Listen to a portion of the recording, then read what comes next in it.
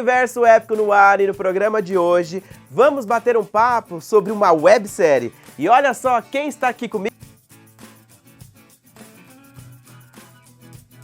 Tudo ótimo, meu caro. Tudo bem. Tudo jóia. Seja bem-vindo ao Universo Épico. Gente, Dário, diretor da websérie Fome. Conta pra gente então, como é que foi, né, produzir, reinventar essa série? Primeiro, acho que é interessante a gente falar um pouco de onde vem a websérie, né, e de onde a gente vem. A Companhia Pessoal do Faroeste é uma companhia de teatro que tem mais de 20 anos.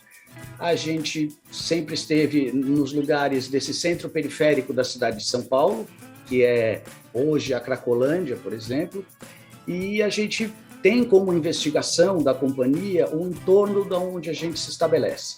Então, já faz um tempo que a gente está nessa região de Bom Retiro, Santa Efigênia, Luz, investigando o território.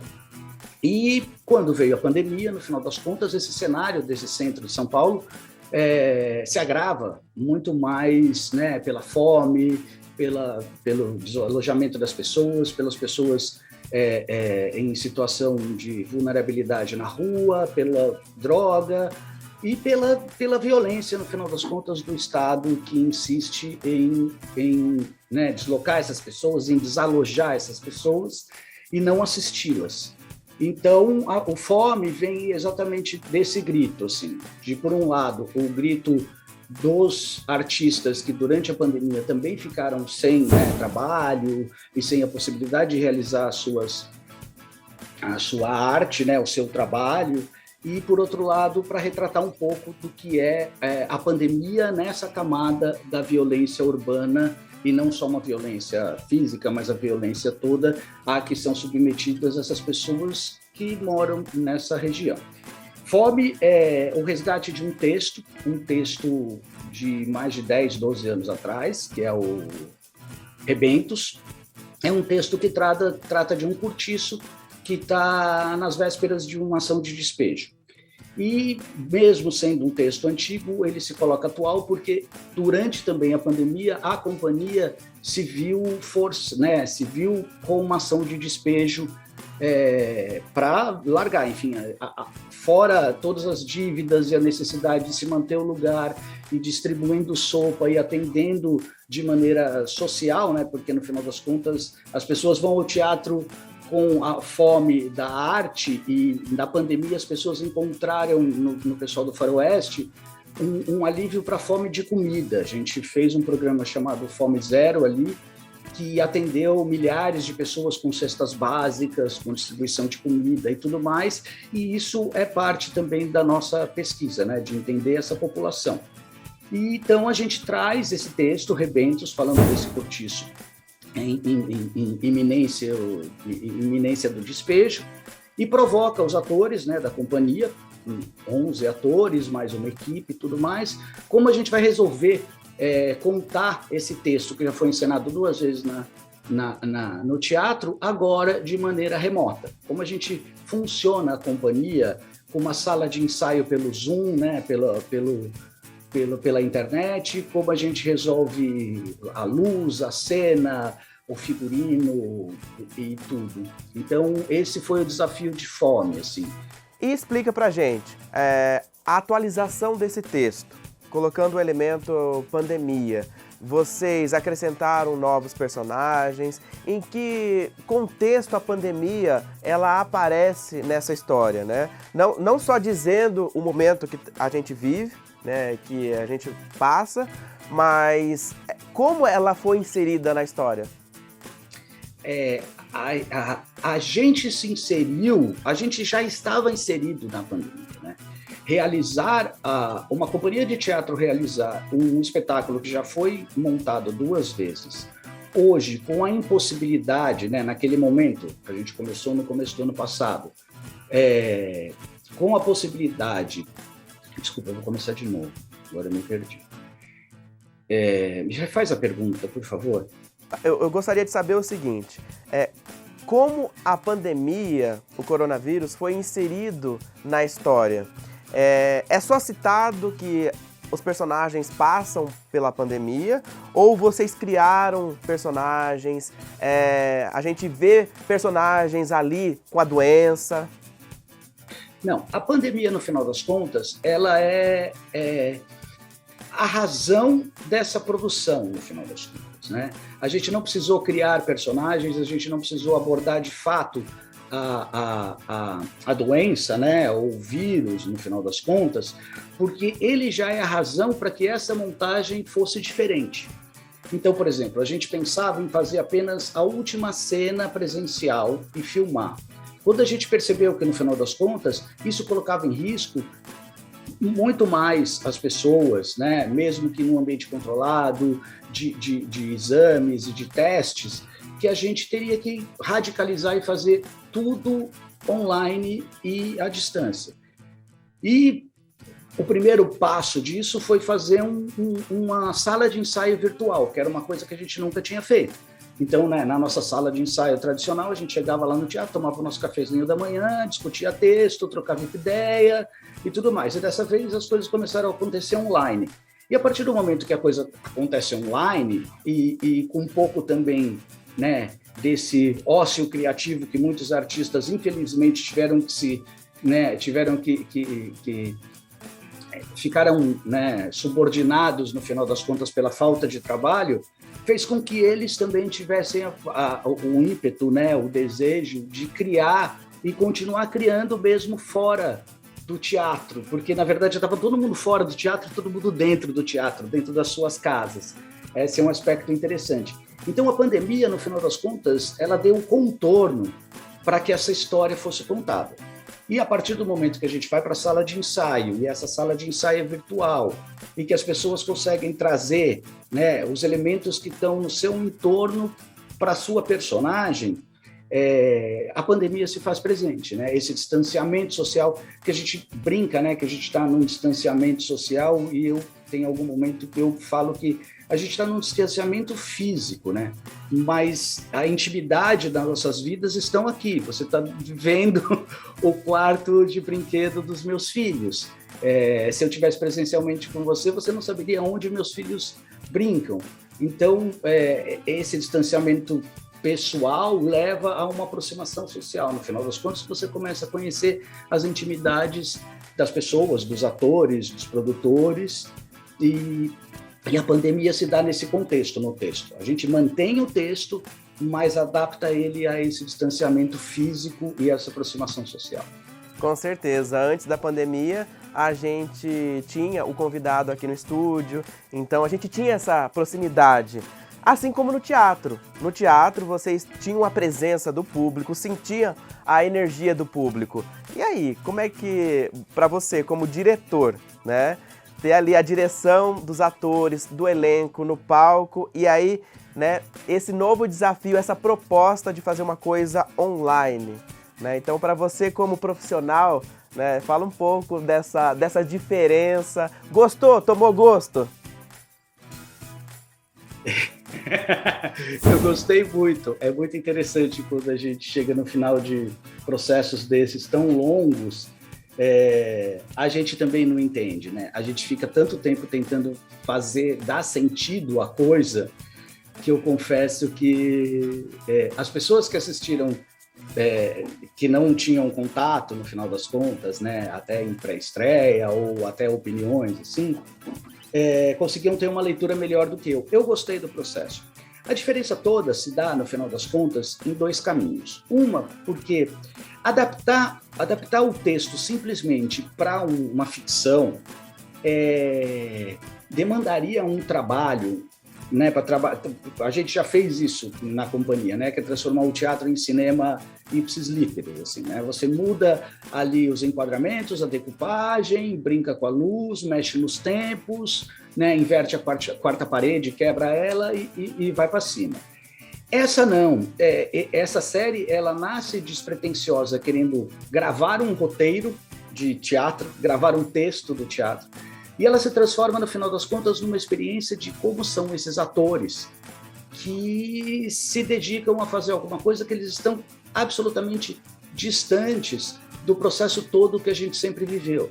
Então, como foi, né? Em 2 meses, praticamente, a gente fez salas de ensaio online com grupos grandes pelo aplicativo, né, de videoconferência e organizou como a gente filmaria cada cena. Então, cada ator, né, dentro do seu universo dramatúrgico ali, das personagens reais do texto, desenvolvem a sua própria cena, o seu próprio figurino, o seu próprio, né, espaço cênico, né, o cenário e tudo mais, e recebem um celular com um microfone, com um kit de luz, com um tripé e com um gravador de som, e a gente acessava a equipe de direção, eu, Paulo Faria, a Tainá, que é assistente de direção, o Paulo Pereira, diretor de fotografia. A gente se reunia por Zoom, né, pelo aplicativo de videochamada,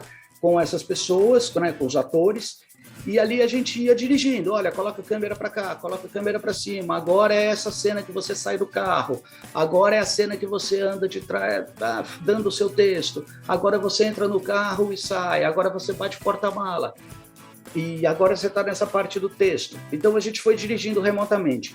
Essa parte da direção remota, ela não é difícil no final das contas, ela é muito... pro diretor, eu tenho que cumprir, no final das contas, uma planilha de ordem do dia, que é matar todas as cenas de decupagem que eu me dediquei a fazer aquele dia. O que pega é para o ator, porque o ator é ator, mas ele é contra a regra, ele é iluminador, ele é eletricista, ele é cenógrafo, ele é figurinista, ele é tudo. Então é uma doideira para o ator, porque o ator, no final das contas, acaba sendo o próprio filme, né? Ele acaba sendo... No meio do caminho tiveram vários perrengues. Vários perrengues, não plugou o som direito e aí a gente não tinha o som direto, teve que linkar com o som que vinha de retorno da videochamada, ou não gravou, ou ficou sem foco, ou enfim, e aí tinha toda uma trama com arma, e a gente não podia mandar arma, então cada um pegava a sua arma na casa, então um puxava o revólver, de repente o outro estava com uma faca, né? Um passava uma arma para o outro, aí passava um revólver e o outro pegava uma faca, assim. Tem a descontinuidade toda que aí se evidencia, no final das contas, com a dramaturgia que a gente começou a criar, que é assim, ele deixou de ser uma série sobre um texto, mas uma série sobre a capacidade de uma trupe em realizar um projeto. Então a série se transforma nesse sentido. Quem achar que vai assistir lá uma reprodução do texto provocativo do teatro, não é. O filme, a série é praticamente uma série de story, é uma série curta, de episódios pequenos, que fala um pouco da ficção que foi proposta, mas muito de como foi fazer isso, quais foram as dificuldades, quais foram as tretas, quais foram os problemas, ator que começa num dia, no dia seguinte não quer mais, o outro que não pode ler porque está no dentista, o outro... E cada um, de repente, você abre um dia lá, tem um ator dentro da banheira, porque ele cismou que aquele momento era de estar fazendo essa reunião de dentro da banheira. Então, a gente aborda isso, aborda essa companhia, né, essa trupe, no final das contas, que se dedica a fazer uma série sobre um texto.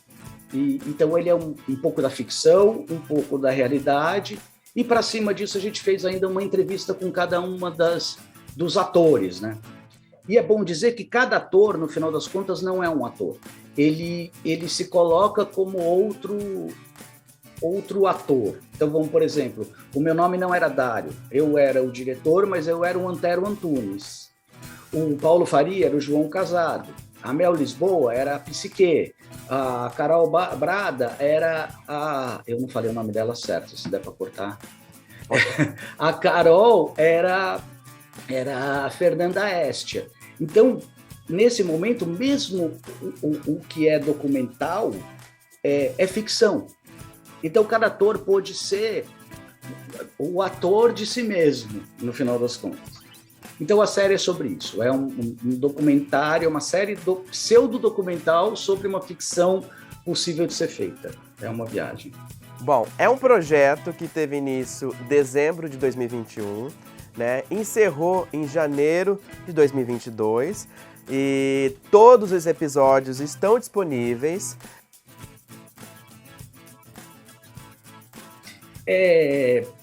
Bom, vamos lá. Pelo Instagram, né, pessoal do Faroeste, pela página também do YouTube do pessoal do Faroeste. A interação maior se dá pelo Instagram, é a plataforma mais interessante de se assistir, porque são episódios curtos, é rápido, dá para ver ali, né, enquanto espera um ônibus ou um café, no final das contas. Então, o melhor é se a pessoal do Faroeste no Instagram, você consegue assistir tudo de trás para frente, né? Os primeiros estão por último. E pela experiência, é a primeira websérie de muitas? Já tem aí ideias de novas webséries? Meu caro, entre o final das gravações e a estreia, foram 9 meses. Foram 9 meses montando esse material. Esse material conta com 40 horas de sala de ensaio, mais umas 20 horas de gravação de takes da ficção, mais umas 10 horas de entrevistas, e tudo isso resumido agora, nesse primeiro momento, em 10 episódios de 3 minutos. Então tem um material gigantesco a ser explorado, e que a gente pretende sim ir para a segunda temporada, já com esse material, né, captado, porque tem outras possibilidades de contar essa história. A gente pode contar essa história de trás para frente, de frente para trás. Muita coisa que ficou fora pode entrar numa outra temporada. A gente pode falar só da ficção, a gente pode falar só do documentário. Ou seja, é um material riquíssimo, assim, que no final das contas abrangeu aí um período, né, desse território do centro de São Paulo, da Cracolândia, dessa companhia de teatro.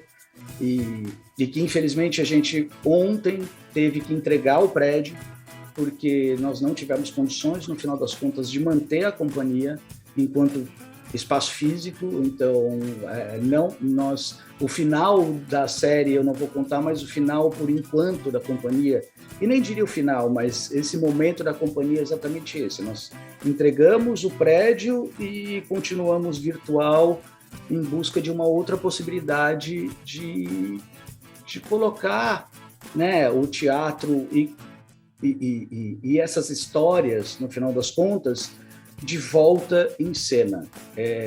O pessoal do Faroeste sempre teve essa preocupação, que foi contar a própria história das pessoas para as pessoas. Por isso que a gente está no território, por isso que os nossos temas são sempre temas que estão correlacionados ao escritório, ao território, por isso que a gente coloca os espetáculos no horário de dia de semana, quando as pessoas que trabalham na região podem sair para o teatro.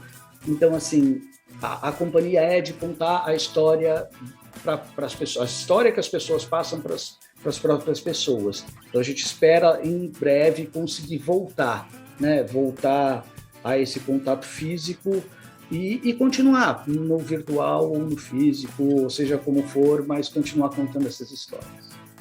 Dário, eu quero agradecer a sua participação, desejar muita sorte para a companhia, para que ela continue, né, a trazer histórias, provocações, reflexões e projetos interessantes e diferentes, desafiadores, como esse da websérie Fome. Muito obrigado pela entrevista. Eu que agradeço a oportunidade, né, o espaço para a gente contar, né, das nossas delícias, amores de sabores da arte. E fique bem, que esse ano seja muito bom para vocês todos. Para nós, valeu! E olha só, o nosso programa ainda não terminou, a gente segue falando sobre a websérie Fome. A gente vai para um rápido intervalo e no próximo bloco tem muito mais.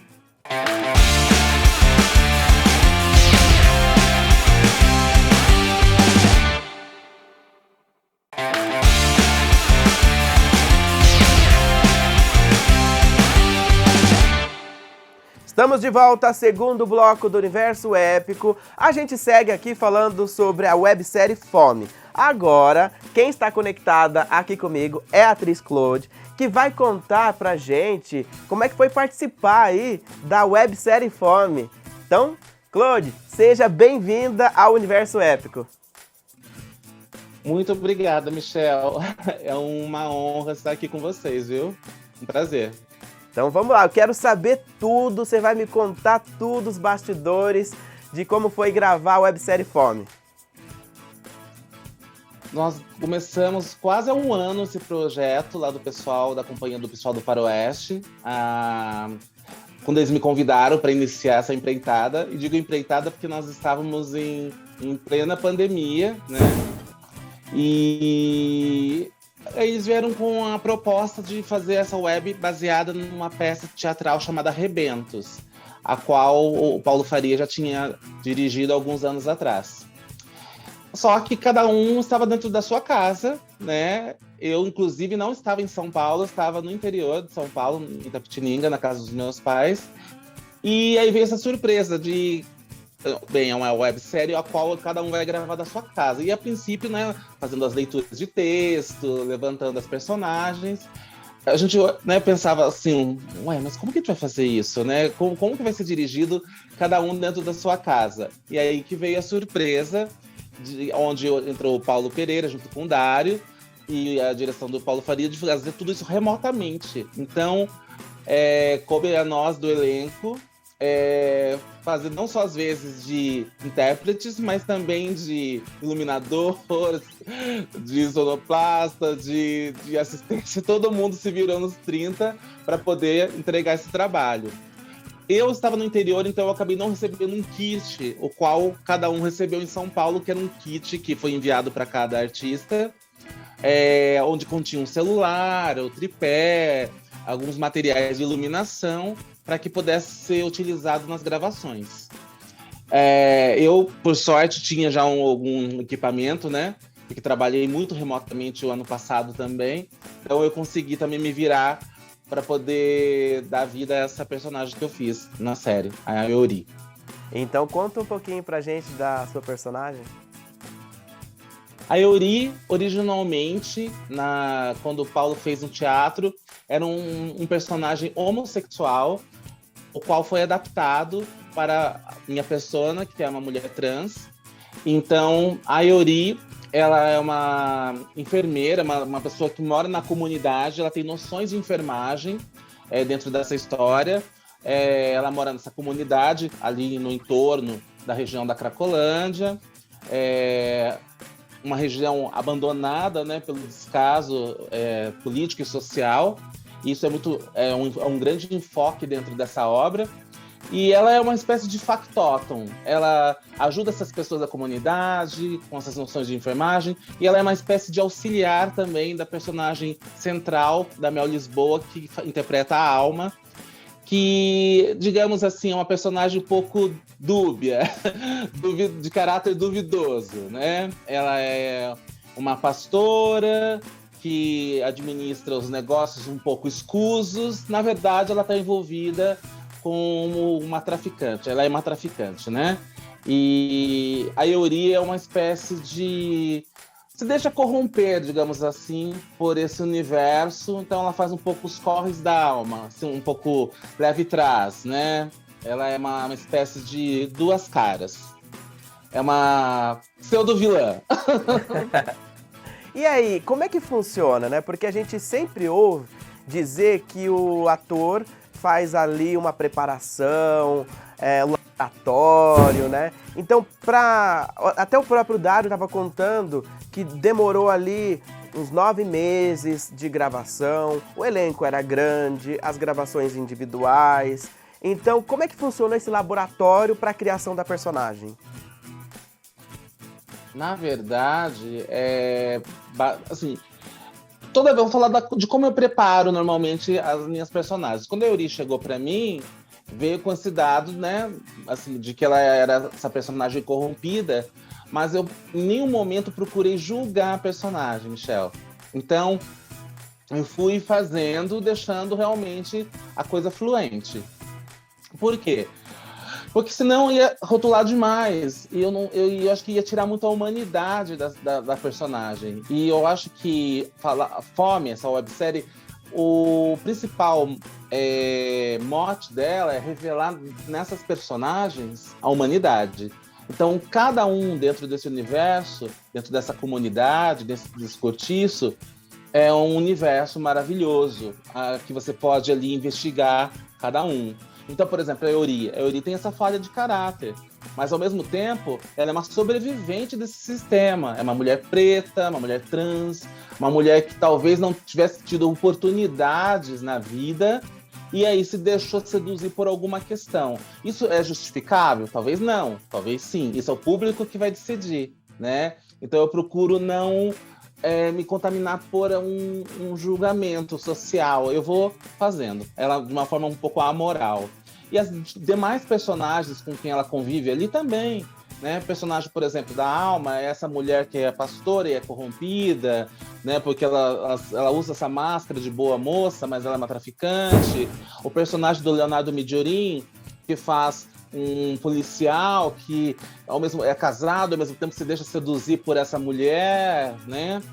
Tem a personagem da Thaís Dias, a Orídia, que é uma mãe, né, dessa comunidade, tem filhos pequenos, é uma mulher que ficou um pouco desgostosa com essa questão dos filhos, porque ela tem um envolvimento com o Boreas, que é um cara que às vezes se prostitui para poder sobreviver, e ao mesmo tempo, mesmo sendo uma mulher da comunidade, ou seja, ela conhece muito de perto as mazelas sociais, mas também me discrimina como mulher trans. Então existe essa transfobia também dentro da história, da parte dela.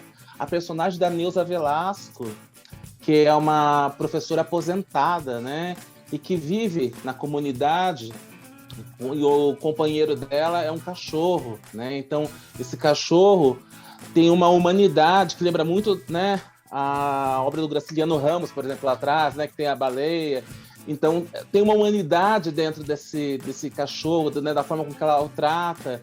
E aí tem um pouco desse enfoque, né, de como é a cultura e a educação tratada nesse país, né? Aquela mulher que está lá, aposentada, sofrida, que o salário quase não dá para nada, e ela tem que catar latinhas para poder sobreviver, e ela passa fome, literalmente, né? E, enfim, várias personagens muito, assim, sedutoras dentro da obra, né? A gente conta no elenco com uma galera, né? Se eu não lembrar de todo mundo, peço desculpa, mas vou ver que tô com uma colinha aqui, vamos lá, né? Tem a Carol Badra, tem a Mel Lisboa com o Midiorin, que depois de mais de 20 anos, né? Depois do Desejo de Anitta, tem esse reencontro bacana dentro da obra, né? Tem a Leona Joves, tem a Thaís Dias, a Thaís Aguiar, o Francisco Cocotti, o Danilo Minichelli, que também, não só como ator, mas também como produtor dentro dessa obra. A Neuza Velasquez, que eu falei, o Flávio Falcone, que faz a figura emblemática de um governador, né? Pseudo-político, o qual também tem um verdadeiro desprezo e descaso por essa região, né? Que é uma loucura, né? Uma região chamada dita luz, né? A Cracolândia, onde fica a Cracolândia, e estão nas trevas, né? Tem essa dicotomia, né? Infeliz da nossa sociedade, né? Bom, depois de você contar um pouquinho da sua personagem, eu pude perceber, né, que é uma personagem complexa. Ela é complexa. E aí, eu quero saber o que foi mais desafiador, né? A personagem ou ali a parte técnica na hora da gravação?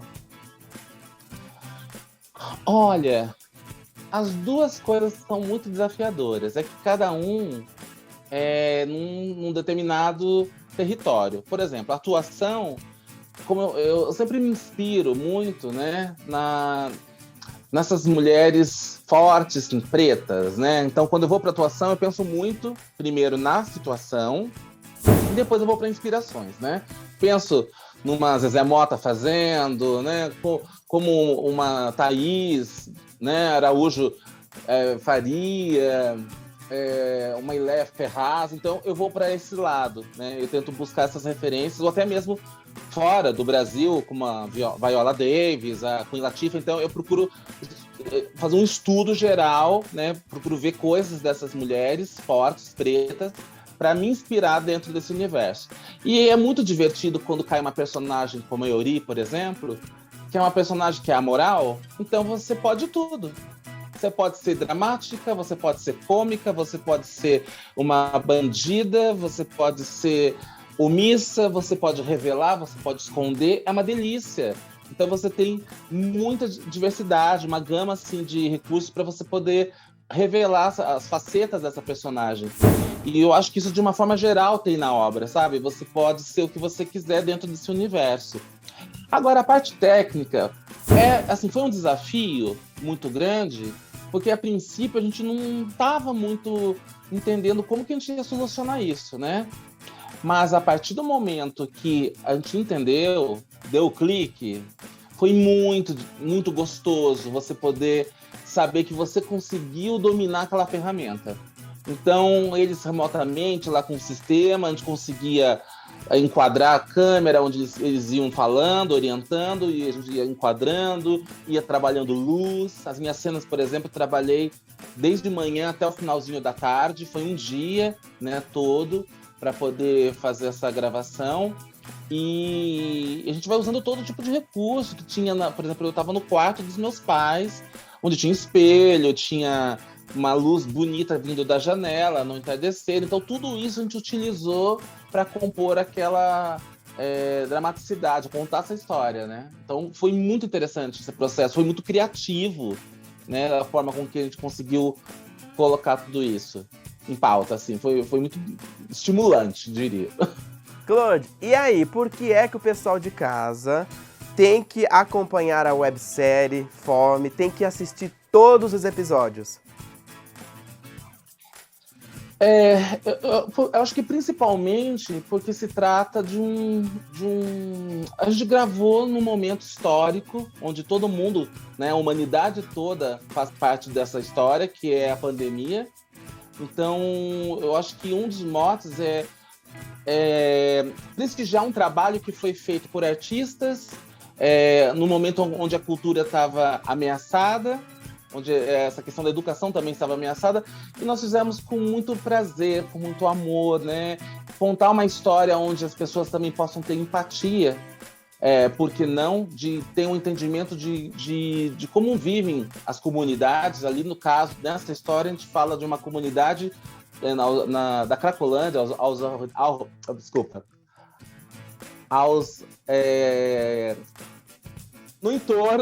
no entorno da Cracolândia, né? Os arredores, saiu. Nos arredores da Cracolândia. Mas poderia ser qualquer outra periferia de São Paulo, do Brasil, enfim, em qualquer lugar, né? Às vezes a gente esquece de olhar, né, exatamente para essas situações, e é importante nessa série que a gente revela muito das condições de falta de saneamento básico. Por que fome? Porque essas pessoas têm fome de tudo isso. Falta saneamento básico, falta educação, falta cultura. É discutida essa questão também do tráfico de drogas, né? Dessa liberação das drogas ali, como que funciona isso é certo, isso é errado, qual é a opinião das pessoas sobre isso, se fossem liberados, talvez acabasse com o tráfico, por exemplo. Então a gente levanta questões que possivelmente são polêmicas, mas que trazem à luz, à tona, diversos tipos de demandas. Perfeito. Enquanto você falava, nosso editor já colocou aí na telinha para o pessoal o endereço aonde eles podem acompanhar a websérie, né? Só reforçando, porque o Dário já falou no primeiro bloco. E para me despedir de você, antes, né, da gente se despedir, eu vou pedir para você passar suas redes sociais para as pessoas acompanharem o seu trabalho, né? Porque tem coisa boa aí na Amazon Prime, na internet. Perfeito. Eu só queria fazer um adendo, Michel, senão o pessoal me mata também. Eu agradecer principalmente também o pessoal da produção disso tudo, né, que é a equipe técnica. Então, o pessoal da trilha sonora, né, o Felipe Chacon, o Paulo Giannini, a direção do Paulo Faria, do Dário José, do Paulo Pereira na luz, Tomate Saraiva, que deu uma oficina maravilhosa de iluminação pra gente, a Rafael, Maria Rochinol, a Taira Chagas, maravilhosa assistente de direção, o Rodrigo Joves, enfim, essa galera toda aí, o Madiba Freitas, quem mais, gente? A Jana, enfim, toda essa galera aí. Bem, nas minhas redes sociais, eu tenho o Instagram, que é o @claude.dias_oficial, e também utilizo o Facebook, Claude Dias. Claude, CLODD. É isso. E eu estou, como fala, atualmente na plataforma do streaming da Prime Video, com a série Manhãs de Setembro, ao lado de Lineker, da cantora Lineker, onde ela faz a protagonista, né? A Cassandra, e eu faço a melhor amiga dela, a Roberta. É uma série também de valorização do corpo preto, trans, dentro da sociedade. O discurso ali não é da marginalização em si, mas sim de colocar esses corpos, muitas vezes invisibilizados, mas como uma forte referência de humanidade, de poder, como qualquer outra pessoa. Claude, muito obrigado pela entrevista. Adorei bater esse papo com você. E eu que agradeço, Michel. Foi um prazer também. Sempre que tiver novidades, tô lançando uma nova série, estreando uma nova série, vem aqui contar pra gente, combinado? Combinado. Valeu, um beijo, até a próxima. Um beijo. Ponto final no Universo Épico, e na próxima semana a gente traz mais histórias. Tchau, tchau.